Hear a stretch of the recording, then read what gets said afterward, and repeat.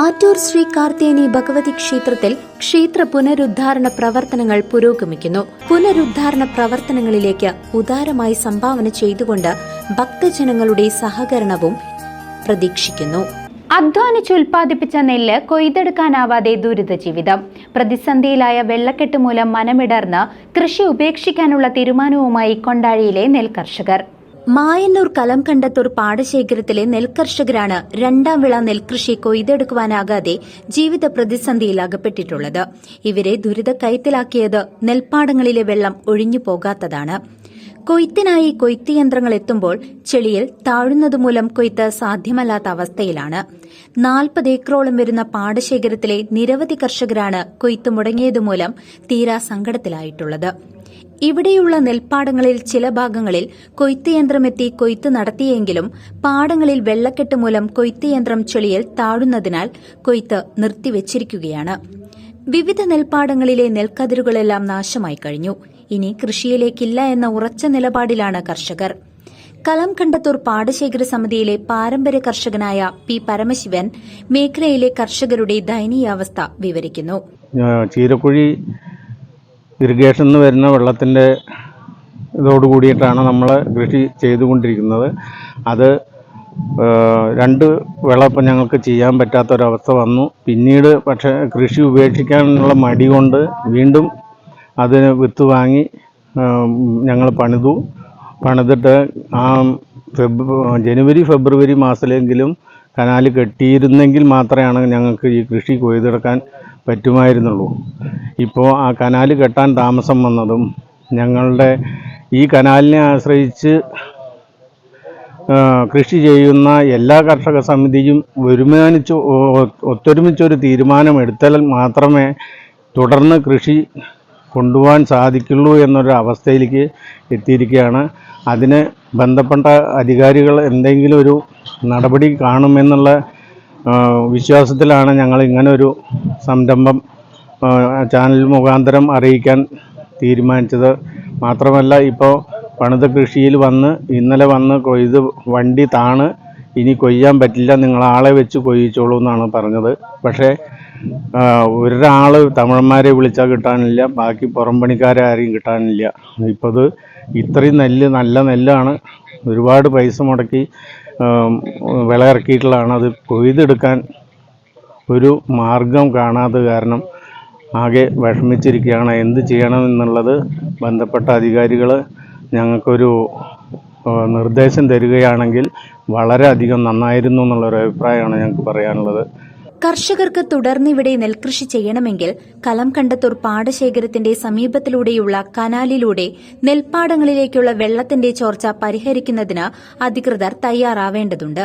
ഇതിനായി കനാൽ 2 സൈഡും കൃത്യമായി കോൺക്രീറ്റ് ചെയ്യണമെന്നും കനാലിലെ വെള്ളം പാടത്തുനിന്നും ഒഴിഞ്ഞുപോകുന്നതിന് സൌകര്യമുണ്ടാക്കണമെന്നുമാണ് ഇതിനുള്ള പരിഹാരമെന്ന് കർഷകർ പറയുന്നു.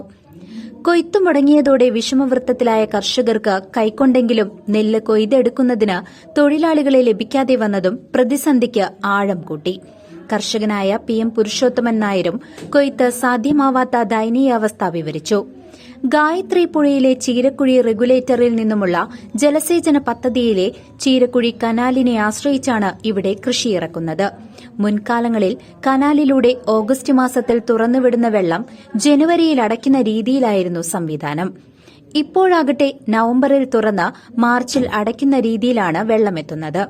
കനാലിനേക്കാൾ താഴ്ന്ന പ്രദേശമായ പാടശേഖരത്തിലേക്ക് കനാലിൽ നിന്നുമുള്ള ഉറവും ശക്തമായ വേനൽ മഴയിലെ വെള്ളവും പാടത്ത് കെട്ടിനിന്നതോടുകൂടി വിളവ് അധികമായി നെല്ല് വീണ് മുളയ്ക്കുവാനും ആരംഭിച്ചു.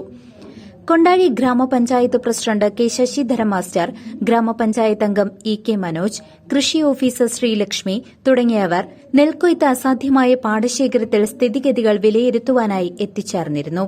കർഷകനായ ടി വാസുദേവൻ ദുരിതം സമ്മാനിച്ച പാടശേഖരത്തിന്റെ നിലവിലുള്ള അവസ്ഥകൾ വിവരിക്കുകയാണ്. കലംകണ്ടത്തൂർ പാടശേഖര സമിതി ചീരക്കുഴി പുഴയിൽ നിന്ന് വരുന്ന വെള്ളം, കനാലിലൂടെ വെള്ളം വരുന്നത് ഉപയോഗിച്ചുകൊണ്ടാണ് കൃഷി ചെയ്യുന്നത്. പഴയതുപോലെ കർഷകരൊന്നും ഇല്ല, ഇപ്പൊ പുതിയ ആൾക്കാരാണ്. ഇപ്പോൾ വിശ്വത്തോടനെ പോലുള്ള പഴയ ആൾക്കാരും പിന്നെ കുട്ടപ്പേട്ടനെ പോലുള്ള കുറെ ആൾക്കാരും. പക്ഷെ ഞങ്ങളുടെ ഒരു ആഗ്രഹം കൊണ്ടാണ് കൃഷി ചെയ്യുന്നത്. പക്ഷെ ഇപ്പോഴത്തെ അവസ്ഥ എന്താ വെച്ചാൽ ഈ കനാലിലെ വെള്ളം കാരണം കൊണ്ട് കൊയ്തെടുക്കുന്നതിന് പോലും കഴിയുന്നില്ല എന്നുള്ളതാണ്. ഇപ്പൊ സാധാരണ ഒരു ഫെബ്രുവരിക്ക് ആയിട്ട് ഏകദേശം കൊയ്ത്ത് കഴിയേണ്ടതാണ്. പക്ഷെ ഈ വർഷം കനാലിൽ വെള്ളം കഴിഞ്ഞ മാർച്ച് വരെ ഉണ്ടായിരുന്നു. അതിന്റെ ഭാഗമായിട്ടാണ് കൊയ്ത്ത് നീണ്ടുപോയത്. പിന്നെ മഴയും കൂടി ആയതുകൊണ്ട് ഇപ്പൊ കൊയ്യാൻ പറ്റുന്നില്ല എന്നുള്ളതാണ്. ഇപ്പൊ 5-6 ദിവസമായിട്ട് ഏകദേശം ഒരു 15ഓളം കൊയ്ത്ത് യന്ത്രങ്ങൾ വന്ന് താണു പോവുകയും കൊയ്യാൻ പറ്റാതിരിക്കുകയും ചെയ്തു. പണ്ട് കാലത്ത് സ്ത്രീകളായിരുന്നു കൊയ്യാണ്ടായിരുന്നു, കർഷക തൊഴിലാളികളായിരുന്നു. പക്ഷെ ഇപ്പോൾ തൊഴിലാളികളെയും കിട്ടുന്നില്ല എന്നുള്ളതാണ്. അപ്പോൾ കർഷകരെ ഞങ്ങൾ ഭയങ്കര ആശങ്കയിലാണ്. കാരണം കൊയ്യാൻ കഴിയുന്നില്ല. അപ്പൊ ഇതിന്റെ 2 മാർഗങ്ങളാണ്. ഇതെങ്ങനെയാണ് കൃഷിഭൂമി അങ്ങനെ ഡയാക്കി മാറ്റുന്നത് എങ്ങനെയാണ്? ഇപ്പൊ സാധാരണ വിഷു 1-ാം തീയതി ആയിട്ട് ഞങ്ങൾ ചാലിടാൻ പോകും. ചാലിട് എന്ന് പറയുന്നത് വെച്ചാൽ പാടെല്ലാം കൊയ്ത്ത് കഴിഞ്ഞ് വിത്ത് ഇറക്കുന്ന ഒരു സംവിധാനമായിരുന്നു. പക്ഷെ ഇപ്പോ കൊയ്ത്തടക്കം കഴിഞ്ഞിട്ടില്ല എന്നുള്ളതാണ്. അപ്പോൾ ഈ കനാലിന്റെ സൈഡിൽ കൂടെ ആഴത്തിലൊരു ചാല് വെച്ച് ഭാരതപ്പുഴയ്ക്ക് വിട്ടിട്ടുണ്ടെങ്കിൽ ഈ കൃഷിഭൂമി വീണ്ടും വറ്റി വരണ്ട് പോകുന്ന അവസ്ഥയിലേക്ക് വരും. അപ്പോൾ വണ്ടികളൊന്നും താഴുകയില്ല. അതാണ് ഒരു മാർഗം. മറ്റൊരു മാർഗം എന്ന് പറയുന്നത് കനാലിലെ കോൺക്രീറ്റ് ചെയ്ത് കനാലിലെ വെള്ളം വരാത്ത രീതിയിൽ, അതായത് പാടശേഖരം അനധികൃതമായി വരാത്ത രീതിയിൽ സ്പൗട്ട് വെച്ച് മാത്രം വെള്ളം കിട്ടുന്ന രീതിയിൽ മാറ്റുക എന്നുള്ളതാണ്. ഈ 2 കാര്യങ്ങൾ ചെയ്തിട്ടില്ലെങ്കിൽ ഈ പാടശേഖരത്തിൽ വരും കാലങ്ങൾ കൃഷി ചെയ്യുന്നത് വളരെ ബുദ്ധിമുട്ടാവും. കൃഷി ചെയ്താൽ തന്നെ അത് കൊയ്തെടുക്കുന്നതിന് വളരെയധികം സാമ്പത്തിക ബാധ്യത ഉണ്ടാവും. അത് കൊയ്തെടുക്കുന്നതിന് വളരെ ദുരിതമാണ്. ആളെ കിട്ടുന്നില്ല. പിന്നെ മെഷീനാണെങ്കിൽ പൂണ്ടുപോകുന്നു.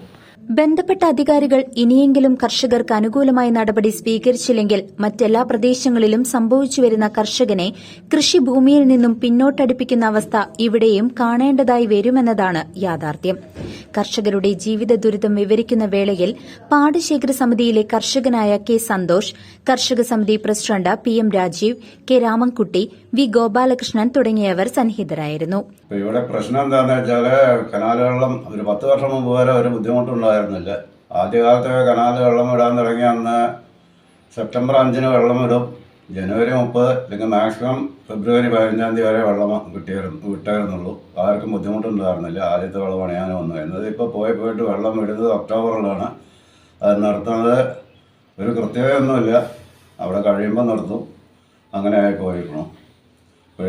ഒരു 3-4 വർഷമായിട്ട് കുറേ ആൾക്കാർ കനാലിന് അരികെ ചേർന്ന് നിൽക്കുന്ന കുറച്ച് ആൾക്കാർക്ക് കൊയ്യാൻ പറ്റണില്ലെന്ന് വണ്ടി പോന്തി പോവുകയാണ് ചെയ്തത്. ആരും വിചാരിച്ചാൽ നിവൃത്തിയില്ല. കൊയ്ത്ത് മെഷീൻ താണു പോവുക, അങ്ങനെയുള്ള ബുദ്ധിമുട്ട് കൊണ്ട് ഞങ്ങളിവിടെ വളരെ ദുരിതം അനുഭവിക്കുകയാണ്. ഇപ്പോൾ ഇന്നലെ ഇവിടെ കൊയ്ത്തിന് വന്നു. ഒരു 2 പേർക്ക് കൊയ്യാൻ പറ്റാതെ വണ്ടി തിരിച്ചു പോയി. CCV news, Kondazhy.